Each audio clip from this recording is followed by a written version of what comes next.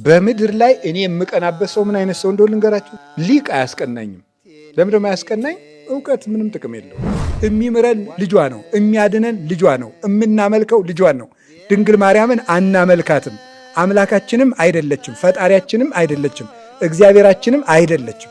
ለሷም በአምልኮ አንሰግድም። የምንሰግድላት በጸጋ ነው። የምናመልከው አንድ ነው፣ እሱም እግዚአብሔር በአንድነቱ በሦስት ነው። ድንግል ማርያም እመቤታችን የሁላችን እናታችን ናት። በምድር ላይ ትልቅ አንድ ነገር አለ፣ የድንግል ማርያም ልጅ መሆን። ጽዮንን የተሸከመ ሰው ሁሉ አንዳች ፊቱ ላይ ያለ ወንዝ ሁሉ ይከፈልለታል። እንዲሁ ባዶቻችሁን አትቀሩ። በታቦተ ጽዮን ላይ ያረፈው የእግዚአብሔር ቃል ነው። በድንግል ማርያም ማኅፀን ያለው ግን እግዚአብሔር ቃል ነው ራሱ። ፈጣሪዋን የወለደች እርሷ ብቻ ነው። የመጀመሪያ መምህርታችን፣ የመጀመሪያም ትምህርት ቤታችን ነው። ድንግል ማርያም አማላጅ ናት ምናምን ተብሎ መጽሐፍ ቅዱስ በስሟ እንደዚህ ብሎ ቢጻፍ እኔ እንደውም ይገርመኝ ነበር።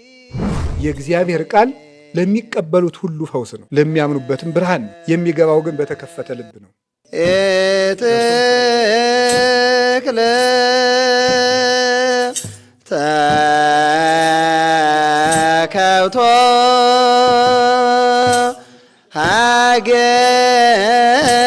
ሀገር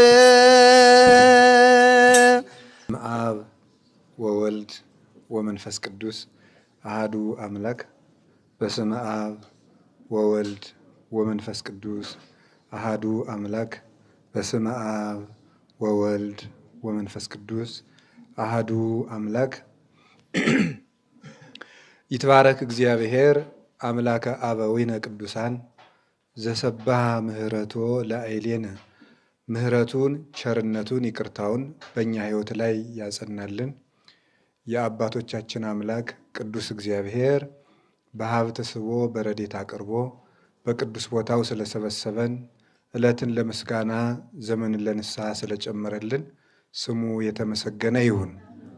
የእናታችን የቅድስት ድንግል ማርያም የቅዱሳን መላእክት፣ የቅዱሳን ነቢያት፣ የቅዱሳን ሐዋርያት፣ የቅዱሳን ሰማዕታት፣ የቅዱሳን ጻድቃን ረድኤት አይለየን። እንደ እግዚአብሔር ፈቃድ የምንማማርበት የትምህርታችን ርዕስ ስለ እመቤታችን ነው። መቼስ የምንነጋገር ርዕስ የምንወስደው ፍሱሃን ኩሎሙ እለ ይነብሩ ውስቴትኪ የሚል ነው። በአንቺ የሚኖሩ ሁሉ ደስ ይላቸዋል በሚል ርዕስ እንማማራለን። የቅዱስ ዳዊት መዝሙር 86 ቁጥር 7 ላይ ፍሱሃን ኩሎሙ እለ ይነብሩ በውስቴትኪ፣ በአንቺ የሚኖሩ ሁሉ ደስ ይላቸዋል። እስኪ በሉ ሁላችሁም ደግማችሁ በሉ። ሶስተኛ በሉ። በዚህ ርዕስ ነው የምንማማረው። ቅዱስ ዳዊት ነው የተናገረው። ቅዱስ ዳዊት ስለ እመቤታችን ብዙ አንቀጾችን ተናግሯል። ዛሬ የምንነጋገርበት ደግሞ እምነ ጽዮን ይብል ሰብ፣ ሰው ሁሉ እናታችን ጽዮን ይላል። ወብእሲ ተወልደ በውስቴታ፣ ሰውም በውስጧ ተወለደ። ወውእቱ ልዑል ሳረራ፣ ልዑል ራሱም መሰረታት። እግዚአብሔር ይነግሮሙ ለሕዝቡ በመጽሐፍ፣ እግዚአብሔርም ስለ እሷ ለሕዝቡ በመጽሐፍ ይነግራቸዋል። ወለመላእክትኒ እለተወልዱ በውስቴታ፣ በውስጧ ለተወለዱት አለቆችም ይነግሯቸዋል። ከመፍሱሃን ኩሎሙ እለ ይነብሩ በውስቴትኪ፣ በአንቺ ውስጥ የሚኖሩ ሁሉ በደስታ ይኖራሉ ይላል። ስለ ቃሉ የእግዚአብሔር ስሙ ይክበር ይመስገን። ይሄ ምዕራፍ በይንተ ሕዝቅያስ፣ ስለ ሕዝቅያስ የተናገረው ነው እና ስለ እመቤታችን እና ስለ ኢየሩሳሌም የተናገረው ነው። እንግዲህ ቅዱስ ዳዊት ስለ ሕዝቅያስ ሲናገር እዚያ ውስጥ ኢየሩሳሌም ውስጥ ሕዝቅያስ በነበረበት ጊዜ ሰናክሬም የሚባል የፋርስ ንጉሥ መጥቶ ወሮት ነበረው። መጥቶ በወረረው ጊዜ ሕዝቅያስ ምንድን ያደረገ? ከቤተ መቅደስ ገብቶ ከታቦተ ጽዮን ፊት አለቀሰ ከኢሳይያስ ጋር። ግን ሰናክሬም ምንድን ነበር ያለው? በመኑ ተወኪለከ አለው ከኒ፣ በማን ተማምነህ ነው እንደዚህ አልገብርም አልቀቅልም ያልከኝ ብሎት ነበረ። ቦኑ በግልፎ ዘያድህን እግዚአብሔር በዚያች ጽዮን በምትላት በታቦቷ ያድነ ይመስልሃል ነበር ያለው። ስለዚህ በታቦተ ጽዮን የተመካ በኢየሩሳሌም በመቅደሱ የተመካ ሰው ምንም አይጠቀምም። ላያድንህ አትጠጋበት፣ ላታድንህ ታቦተ ጽዮንን አትመካባት፣ በመቅደሱ አትተማመን አለው። እሱ ግን እዚያች መቅደስ ገብቶ አለቀሰ። ማን? ሕዝቅያስ። ሲያለቅስ ምን አደረገ እግዚአብሔር? ቅዱስ ሚካኤልን ላከው። በጽዮን ማለት ምን ማለት ነው? አምባ መጠጊያ ማለት ነው። ጽዮን ማለት አምባ መጠጊያ ነው። ስለዚህ ከታቦተ ጽዮን ከመቅደሱ ገብቶ አለቀሰ። ከኢሳይያስ ጋር ሆኖ ትቢያ ነስንሶ አመድ ለብሶ ማቅ ለብሶ አመድ ነስንሶ አለቀሰ። በዚያች ታቦት ብትመካም አታድንህም ብሎት ነበረ። እዚያች ገብቶ አለቀሰ። እግዚአብሔርም ጸሎቱን ሰማው የሕዝቅያስን። ቅዱስ ሚካኤልን ላከው። ቅዱስ ሚካኤልን ላከውና ቅዱስ ሚካኤል የብርሃን ሰይፉን ከሰማይ ብቅ ከምድር ዝቅ አድርጎ በማሳየት ብቻ 185,000 የሰናክሬምን ወታደሮች በአንድ ቀን አመድ አድርጓቸው አደረ። በማሳየት ብቻ ነው፣ ሳይወጋቸው። ስለዚህ እውነትም ጽዮን ታቦተ ጽዮንን ኢየሩሳሌምን መቅደሷን እናታችን ጽዮን ብሎ ሰው ይጠራታል። እውነትም በጽዮን የተጠጋ ሰው ከመከራ ይድናል። ላለቆቹ ለእነ ሕዝቅያስም እግዚአብሔር እንዲህ ይላቸዋል፣ ፍሱሐን ኩሎሙ ለይነብሩ በውስቴትኪ። ኢየሩሳሌም፣ ታቦተ ጽዮን፣ ቤተ መቅደስ አንቺን ጥግ አድርገው የሚኖሩ ሰዎች ሁሉ በደስታ ይኖራሉ። እነማን? እነ ሕዝቅያስ በታቦተ ጽዮን ተመክተው በመቅደሱ ተመክተው የጸለዩ ሁሉ እግዚአብሔርን የሚያመልኩስ ሁሉ ለከ ይደሉ ስብሐት በጽዮን ወለከ ይትፌኖ ጸሎት በኢየሩሳሌም ስማ ጸሎተ ኩሉ ዘሥጋ ዘመጽሐቤከ ነገር አማፀያን ሀየለነ ወኃጢአተ ተነሳ አንተ ተሰሪ ለነ ይላል ቅዱስ ዳዊት መዝሙር 64 ቁጥር 1 ላይ። አቤቱ በጽዮን ለአንተ ምስጋና ይገባል። ደስ ብሎት በጽዮን በታቦተ ጽዮን አንድም በኢየሩሳሌም አንድም በቤተ መቅደሱ ጸሎት የሚያቀርብ ሰው እግዚአብሔር የተገባ ጸሎት አድርጎ ይቀበለዋል። አቤቱ በጽዮን ለአንተ ምስጋና ይገባል ተብሎ እንደተነገረ በዚያ የሚቀርበውን ጸሎት ደግሞ የሥጋዊ የደማዊ ነፍስ ሁሉ እግዚአብሔር ይሰማል። ለከ ይደሉ ስብሐት በጽዮን ለአንተ ምስጋና ይገባል። ከዚያስ ወለከ ይትፌኖ ጸሎት በኢየሩሳሌም ለአንተ ምስጋና ሊቀርብ ይገባል። በየሜዳው አይደለም፣ የጸሎት መቅረቢያ ቦታ አለው። ስማ ጸሎተ ኩሉ ዘሥጋ፣ በዚያ የሚቀርበውን ጸሎት አንተ ትሰማለህ። ነገር ግን አመፀኞች ሰዎች ተበረታቱብን፣ ኃጢአታችን ግን አንተ ይቅር ትለናለህ። ሕዝቅያስ ከፈጣሪው ጋር ተጣልቷል፣ አይሰማውም። ዳዊት ከፈጣሪው ጋር ተጣልቷል፣ ኃጢአት ሰርቷል፣ እግዚአብሔር አይሰማውም ይላሉ። አመፀኞች ሰዎች እንዲህ እያሉ ኃጢአታችን እየቆጠሩ እግዚአብሔር አይሰማውም እያሉ ይበረታቱብናል። ኃጢአተ ነሰ ትሰሪ ለነ፣ ኃጢአታችንን ግን አንተ ይቅር ትለናለህ አለው። አሁን ሕዝቅያስ እንዲህ ብሎ ተመክቶ እዚያች መቅደስ ገብቶ በማልቀሱ እግዚአብሔር ሰማውና ተጠግቶ ከመከራ ተረፈ፣ ሀገርም አተረፈ፣ ጠላቱንም ድል ነሳ። ስለዚህ በኢየሩሳሌም የሚኖሩ በጽዮን የሚኖሩ ሰዎች ሁሉ እውነትም በደስታ ይኖራሉ።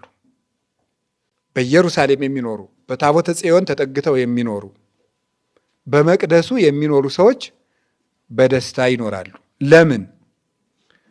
በዛች በታቦተ ጽዮን ላይ የማን ቃል ተጽፎበታል?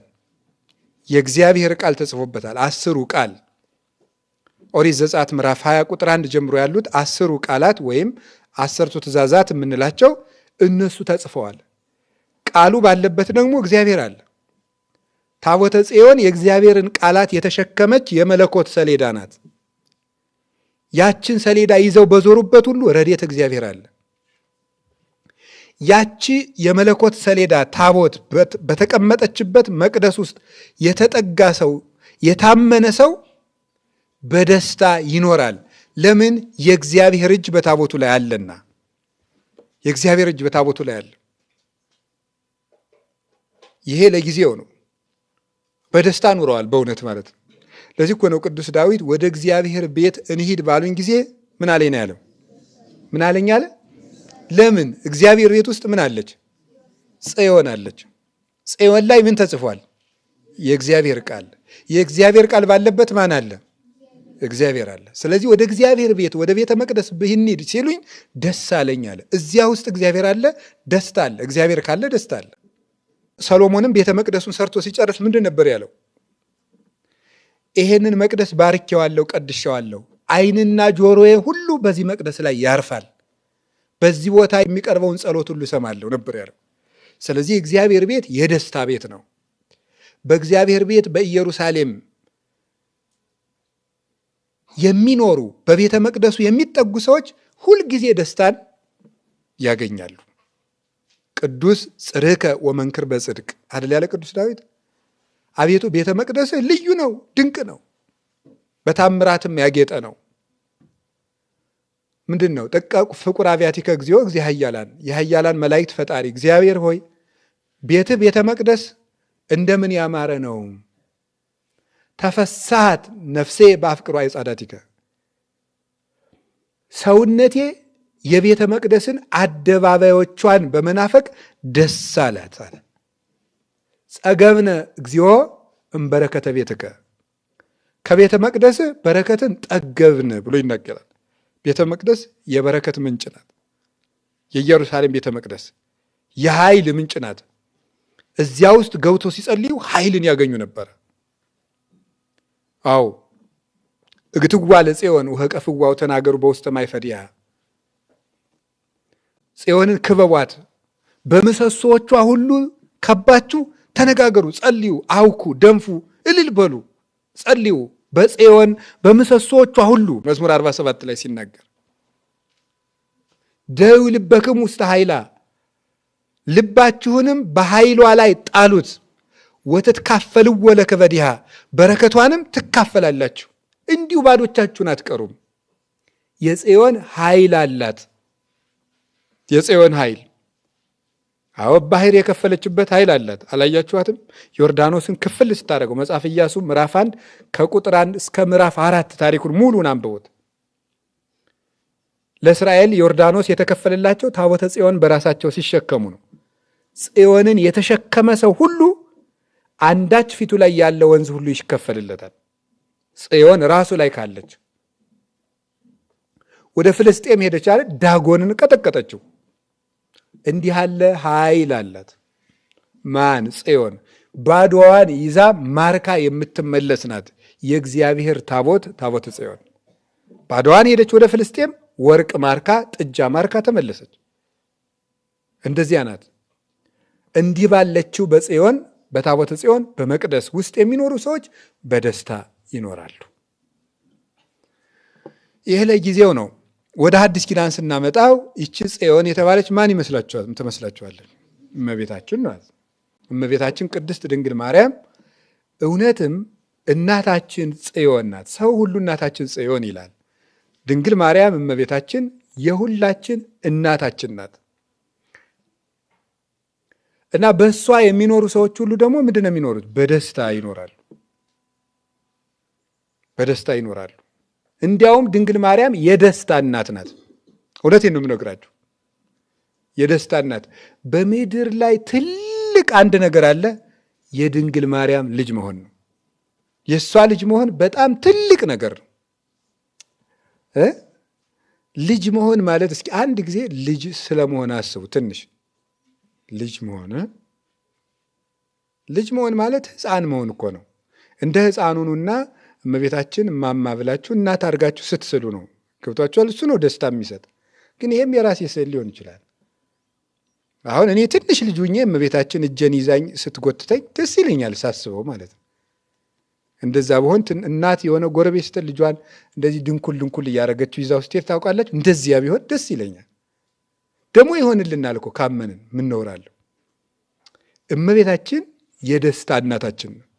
በቅን ሕሊና ሆናችሁ ስሙ። እውነቴን ነው። የእግዚአብሔር ቃል ለሚቀበሉት ሁሉ ፈውስ ነው፣ ለሚያምኑበትም ብርሃን ነው። የሚገባው ግን በተከፈተ ልብ ነው። ገብቶም ስራ ይሰራል። ፈቃደኝነታችንም ይፈልጋል።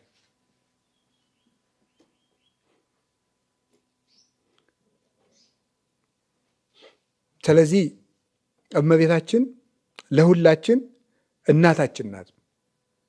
እንዴት ነው እናታችን የምትሆነው? እመቤታችን በእመቤታችን ስር የሚኖር ሰው ሁልጊዜ በደስታ ይኖራል። ለምንድነው በደስታ የሚኖረው? በጽዮን የሚጠጋው ሕዝቅያስ ጽዮንን ተጠግተህ አታመልጥም ነበር ያለው። ማን ነው እንደዛ ያለ? ሰናክሬም አምልጧል ነው የኛ መልሳችን። ደግሞ በመጽሐፍ ቅዱስ እንደተጻፈ አምልጧል። ማንን ተጠግቶ? ጽዮንን ተጠግቶ። ጽዮንን መጠጋት ማለት ጽዮንን ማምለክ አይደለም፣ እግዚአብሔርን ማምለክ ነው።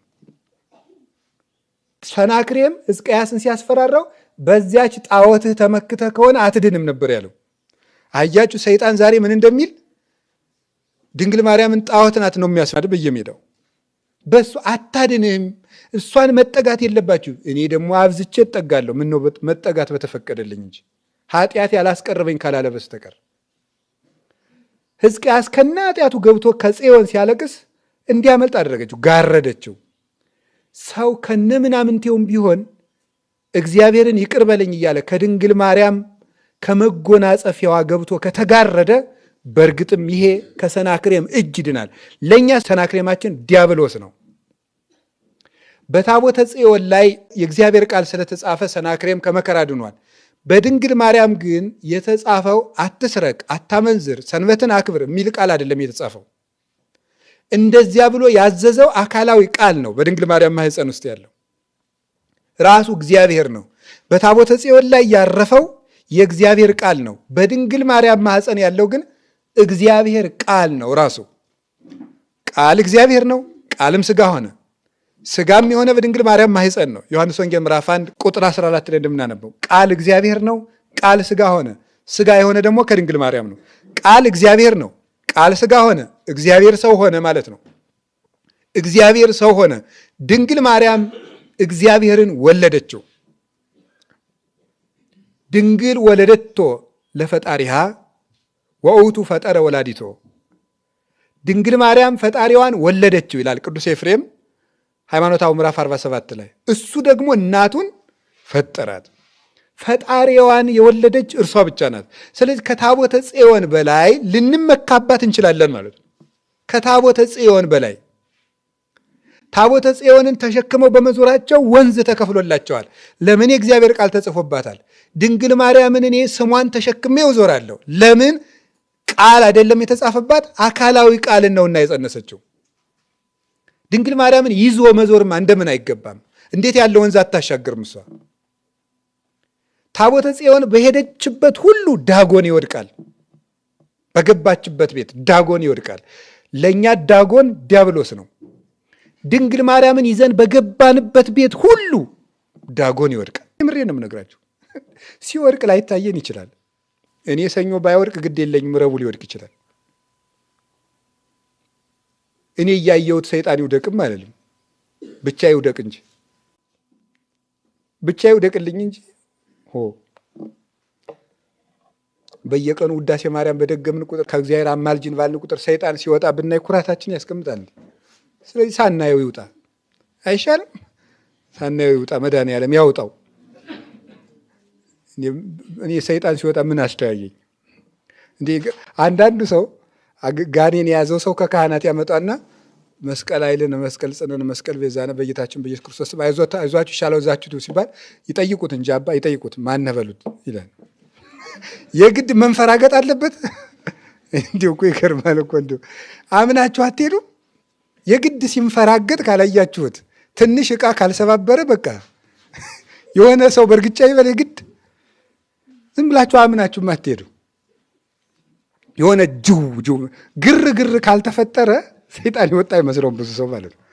አምናችሁ ከሄዳችሁ እኮ ዝም ብሎ ቄሱ በጌታችን በኢየሱስ ክርስቶስ ስም ብሎ ዝም ብሎ አማትወት ደህና ዋሉ ቤቱን ውሰዱ ሲላችሁ ካመናችሁ ይለቀን። እኔ እውላችሁ ጽዮን በገባችበት ዳጎን የሚወድቅ ከሆነ ድንግል ማርያምን ይዤ የትም ይዞራል። እንዲሁ በዚህ የምኮንን ከሆነ 100 ሚሊዮን ጊዜ ልኮንን ድንግል ማርያምን ያስክ ብሎ ሆሆ ወይ መኮንን እንዲህ ያላል። ታቦተ ጽዮን ስትመጣ ዳዊት እንዴት ብሎ ደስ ብሎት እንደዘለለ አይታችሁታል። ደስ ብሎት ንጉሥ ሲዘል እንደ ሕፃን ሚስቱ እስከምትታዘበው ኧረ ስንታየን እቴ ንጉሥ እያለች እስከምትቀልድበት ድረስ። ለምን? በጽዮን ላይ ያለውን የእግዚአብሔርን ቃል ያያልና። እኛ በድንግል ማርያም ስም ማኅሌተ ጽጌ ቢቆም፣ ሰዓታት ቢቆም፣ ፍልሰታን ብንጾም፣ ቅዳሴ ማርያም ብንቀድስ፣ ውዳሴ ማርያም ብንደግም አቤት አቤት ጅል ያልገባችሁ ልንባል እንችላለን። ግድ የለም እኛ ገብቶናል። እሷ የተሸከመችው ሕያው ቃልን ነው። ድንግል ማርያም በመጣችበት ሁሉ ደስታ አለ። ጽዮን ባለችበት ደስታ አለ። ድንግል ማርያም ባለችበት ደስታ አለ። እና ያንን ደስታ እንድትሰጠን ምንድን ነው ማድረግ ያለብን መሰላችሁ? ልጇ እንደሆናችሁ ሁልጊዜ አስቡ። ልጆቿ እንደሆን ማሰብ ማለት ነው። ገብቷችኋል? እንዲሁ ዝም ብለን እንደምናከብራት እንደ ትልቅ ሰው ነገር አይደለም መሳል። ከትልቅ ሰው በላይ ናት።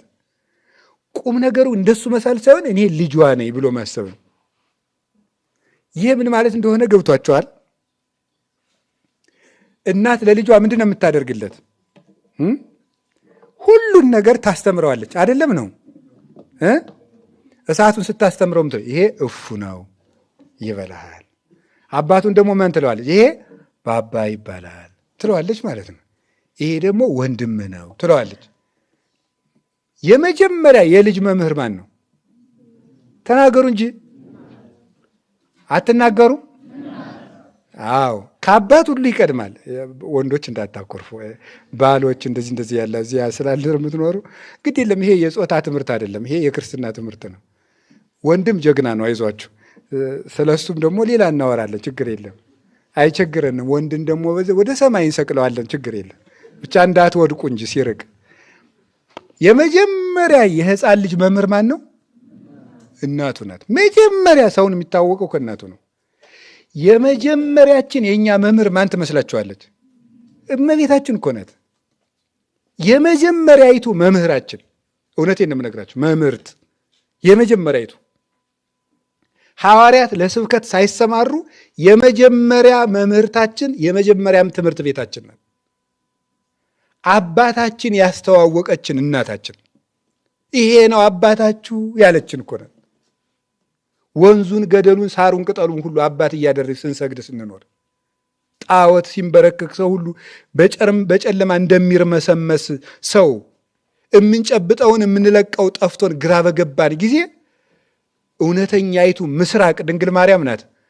ለካሱ ነው ይሄ ነው እንዴ እንድንል ያደረገችን።